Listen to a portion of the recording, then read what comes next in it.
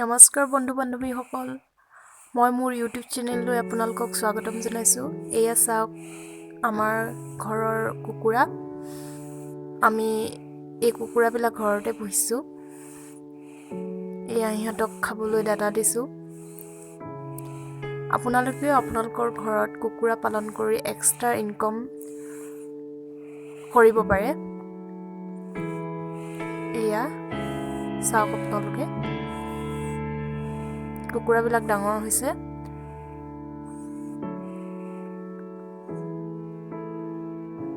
গোটেই কুকুৰাবিলাকৰ সাইজ সমান নহয়, কিছুমান ডাঙৰ আৰু কিছুমান সৰু হৈ আছে।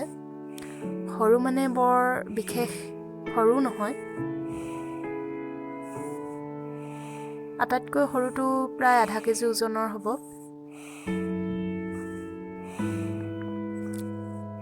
ইহঁতক পেলনীয়া ভাত খাবলৈ দিয়া হৈছে।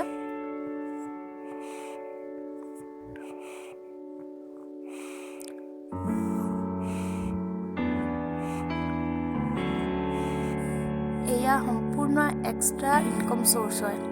আপোনালোকেও পুহিব পাৰে। ইয়াত একো সময় খৰচ নহয়। আপোনালোকে 3বাৰ খাবলৈ দিয়ক সিহঁতক, আৰু ডাঙৰ হ'বলৈতো বেছি দিন নালাগে, প্ৰায় 3 মাহমানহে লাগে।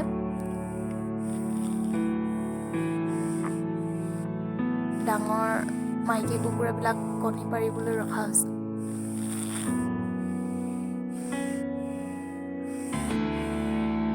কি হয়, আজিকালি মানে মানুহে টকা ইনকাম কৰিবলৈ বিচাৰি ফুৰে, কিন্তু ইনকামৰ ৰাস্তাও নাথাকে। আপোনালোকে এক্সট্ৰা কিবা এটা জবো কৰিলে, লগতে ঘৰত কেইটামান কুকুৰাও পুহিলে আপোনালোকৰ মনটো ভাল লাগিব কুকুৰাকেইটা দেখি, লগতে আপোনালোকৰ ইনকমো আহিব। মানে ইনকম কৰাৰ এটা সহজ উপায় হ'ল কুকুৰা পালন। এতিয়া কুকুৰাৰ চাহিদাও বেছি। আমাৰ ঘৰত আকৌ অন্য কুকুৰাও আছে দেই, এয়াই নহয়। সৰু সৰু কুকুৰাৰ পৰা ডাঙৰ কুকুৰালৈ আৰু বেলেগ বহুতো কুকুৰা আছে, বেলেগ বেলেগ ধৰণৰ প্ৰজাতি আছে। আপোনালোকক সেইবিলাক কুকুৰা অন্য এদিন দেখাম। ঠিক আছে, বাই বাই।